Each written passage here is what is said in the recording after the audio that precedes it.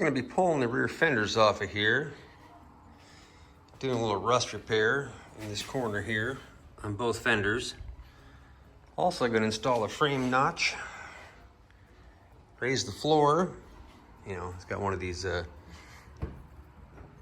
rumble lids. I can't possibly imagine riding that thing as a kid, but it must have been hella fun. Gonna raise up the floor. Here's the patch panels that they brought. Car that was restored, oh, I don't know, 40 years ago maybe. Probably should took a video of it out of my garage. But real nice. I haven't convinced him to chop it yet, but we'll see. We got just a little rust here. Nothing much there. I'm not sure if that's body filler or what exactly, but it's about to come off. The rest of the car seems relatively solid.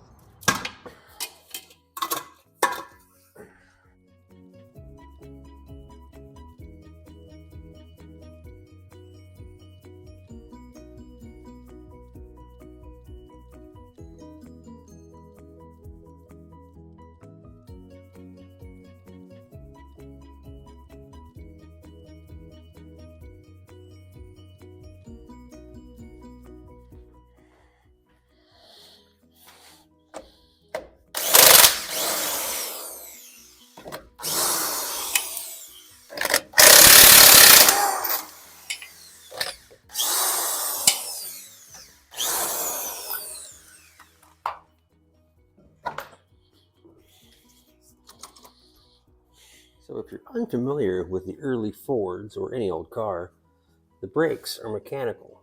This is actually a pull rod, which you see zip tied on there, which operates this little lever down here to actuate the brakes. It was actually pretty effective. Of course, then there's weird lever action shocks, which those don't work for shit, by the way.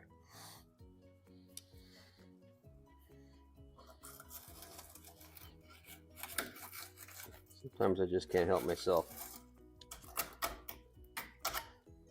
Now, mind you, this body filler is probably as old as I am.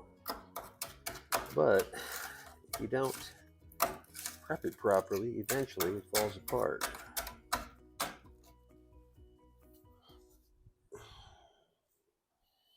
I got all the bolts sprayed down with a little penetrating oil. The Gibbs Mega Penetrant. Just like me when I was in my 20s.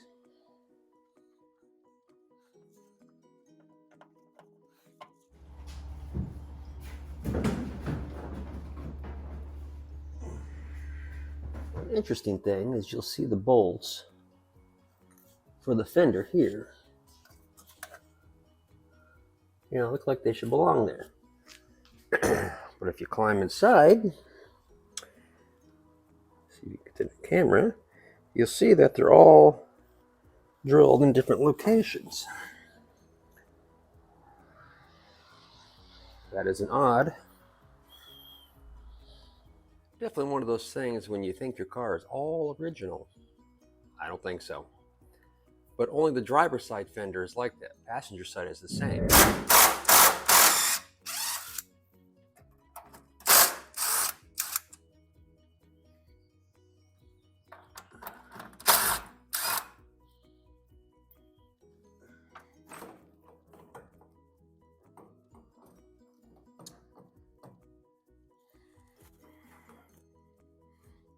I always like to keep my small parts in little plastic labeled bags. That way they can all get lost at the same time as opposed to individually.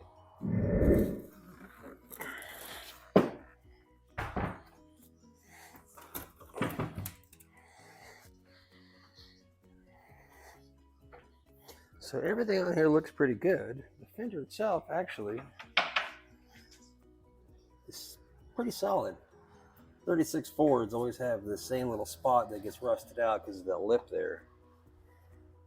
Oh, that thing's all full of mud. Probably should clean that. Oh, that in good shape. These patch panels that came with the car, and as you can see, they fit as expected. A lot longer than it needs to be. And at the same time, I found these previous repairs that were done. Got a bunch of Bondo here, I can tell. So that actually makes my patch panel too short. I guess I'll strip it and we'll see what happens. Now for normal stripping, I prefer to put the dollars right in the G-string. But for paint stripping, I prefer to use an 80 grit on a high-speed disc. These are the hook and loop. The little high-speed disc mounted with a grinder. It is super effective, doesn't cause too much heat or damage to the metal. And whenever I have to use the stripper, I prefer to do it outside. That way all my neighbors know I'm still alive, since they all wish me dead. I'm sure you're familiar. So every time I pick this fender up, I think it seems abnormally heavy. I'm beginning to understand why. That's about a quarter of an inch.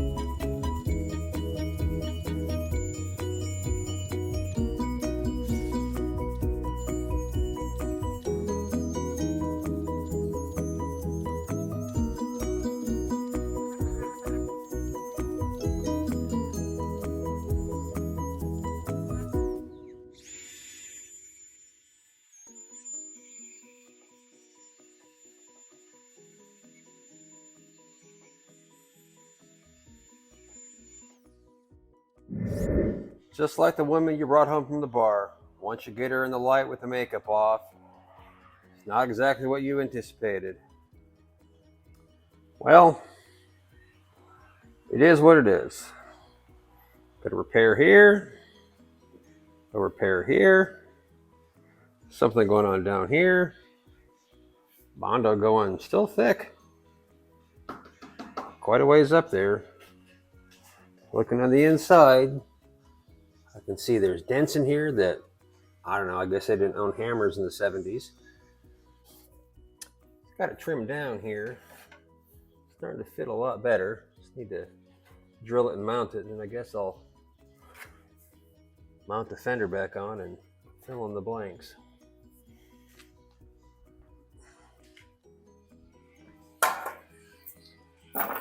So one of the really important things when working on a 30s car, particularly the fenders, is having them bolted to the car or either in a pretty solid jig.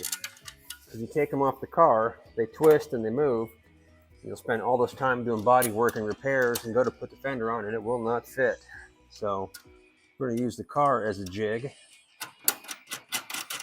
Cut out the old stuff on the fender that we're not going to use and hopefully make a piece to fit here.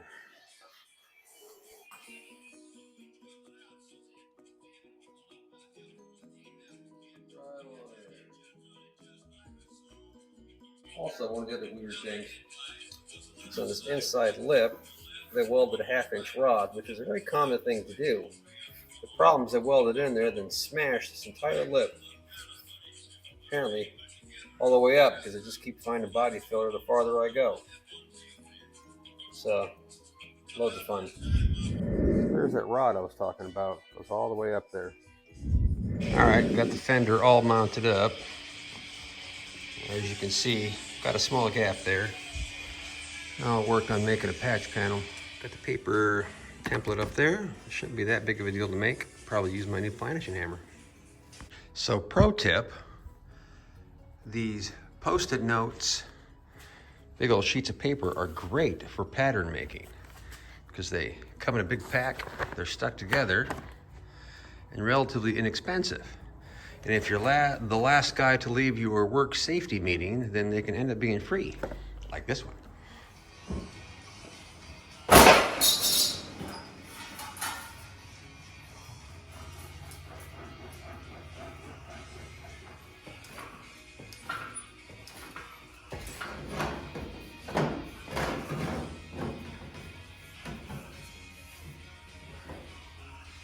Starting to look like something.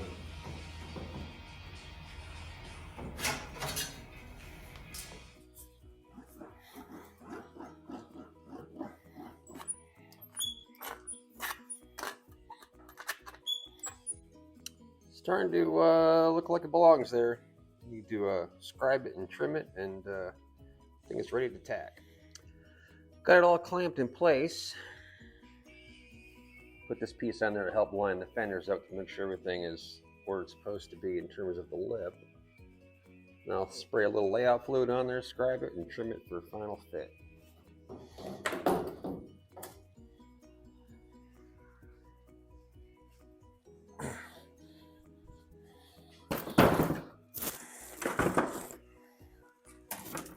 This fender's a lot better shape. It's got no previous repairs that I can see. Of course, I haven't stripped it yet, so that always tells the secrets, but it's only got, hopefully, less mud. Anyways, look at stripping.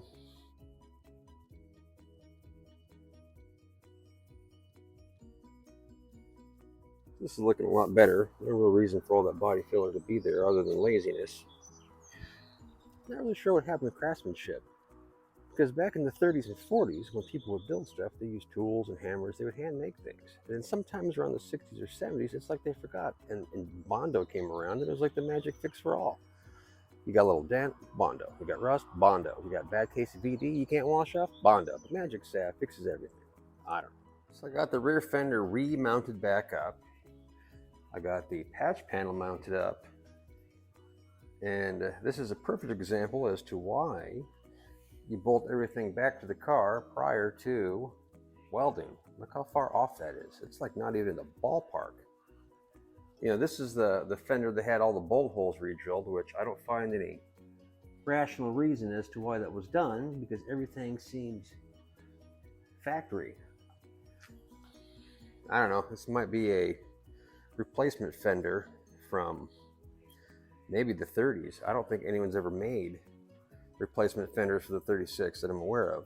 So after moving it around and playing with it a little bit, I got it this close. But we're still way off, and I don't know why yet. I'm thinking this lip had been modified pretty badly when they put in that 1/2-inch steel rod, or the patch panel's just that far off, but the other ones seem to fit all right, so who knows. So if I clamp this piece of aluminum welding rod on here and I bend it to fit, to me that looks like a natural curve. So perhaps I'll modify the fender. The other fender I cut higher up, so maybe that's why I didn't notice the difference. Maybe the patch panel just is that wrong. So now with the tire mounted, it seems to go better with the patch panel than the fender. So I'm gonna go ahead and say the fender's been modified, or just completely wrong. I mean, it's on the jack stand, so it's not exactly a consistent gap. Plus we're gonna lower it 4 inches, so it won't matter. But I'm gonna go ahead and modify the fender to fit the patch. So then to add to more fun, I got that cut and started peeling it back off that rod, and somebody had filled it with some sort of gum or whatever. I'm assuming to stop rust, but I think I officially hate whoever did this. Despite all the clamps, it fits a heck of a lot better.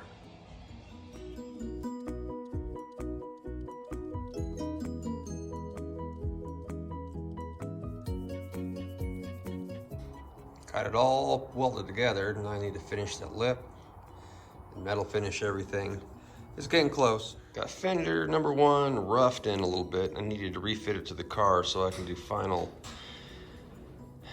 welding and shaping on it. Not the easiest fender in the world to work on. Starting driver's side fender, this should go a little bit smoother because I only got one patch.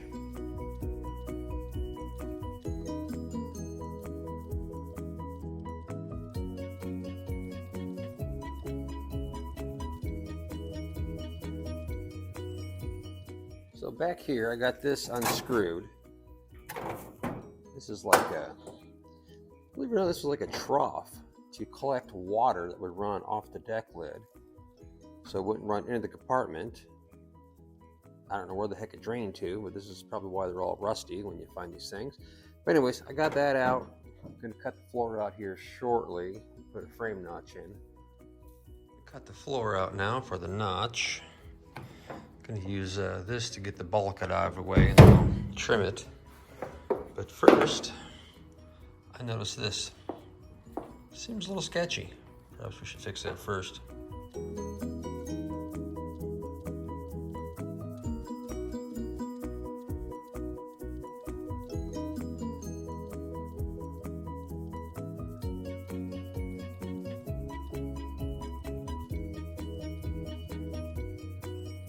Making a little progress there. Got the floor out.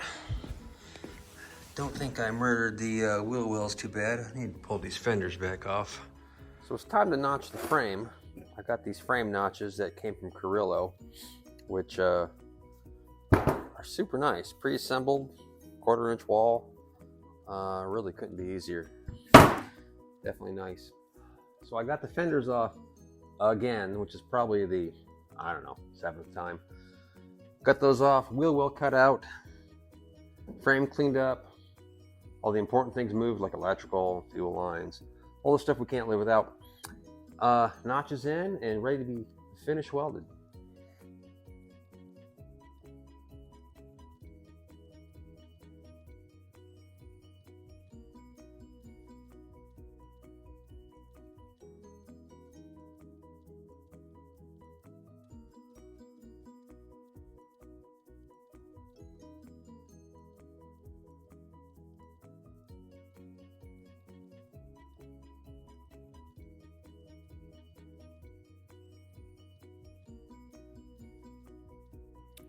Got them all welded in. Still need to do a little finishing. Need to cut the center out and then box it.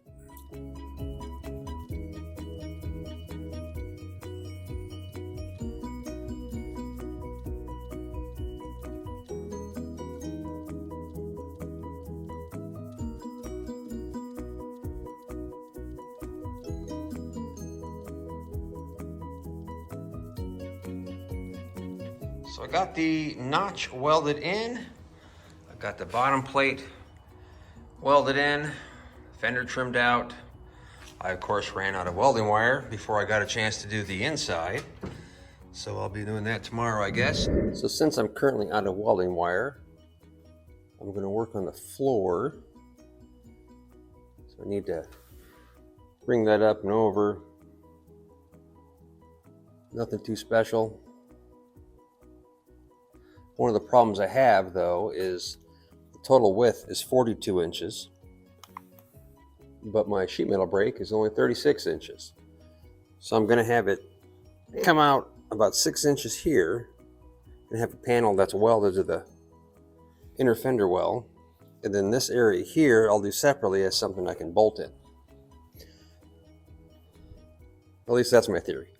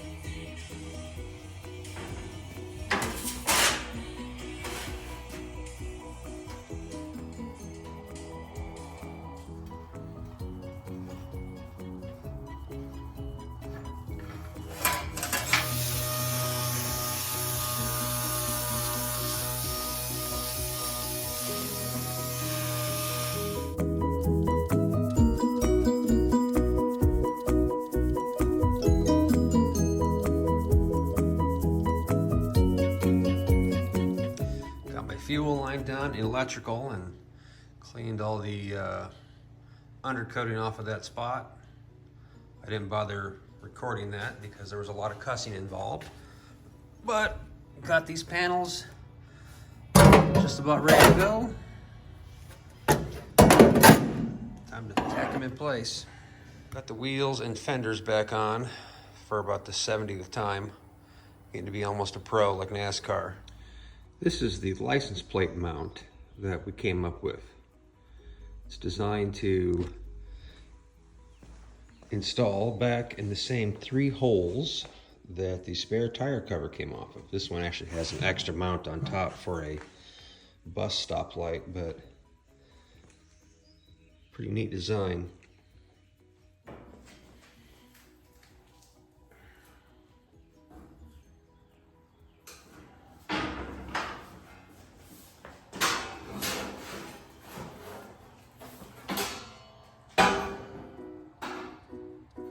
So I got my panel fabricated. Now I'm going to drill a series of holes so I can plug weld it into the existing panels.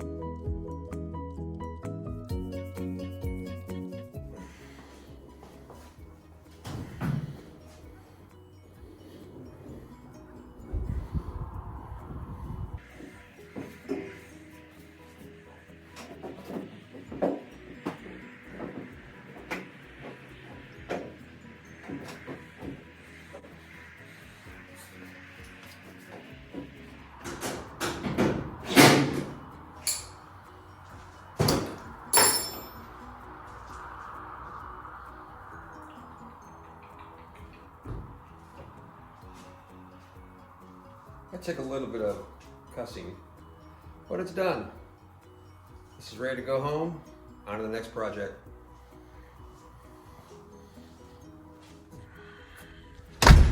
Luckily the commute is short today. Crank the old mighty space heater up to 11. Ooh, let the baby warm up. I was hoping to deliver this thing today as it was done, but I can't get it to start. Something's definitely wrong, so I guess I'll play with that today in between going inside and trying to defrost myself. It's about 23 degrees currently, which means it's probably at least in the 30s in the garage here. So I've been poking around here at the electrical. I got my negative on my negative, my battery. Touching to the bare metal dash here. No continuity. The bare metal of my battery mount there, no continuity. I think the battery cable's bad. Always be sure to keep up on the maintenance. This says 1967. 8567.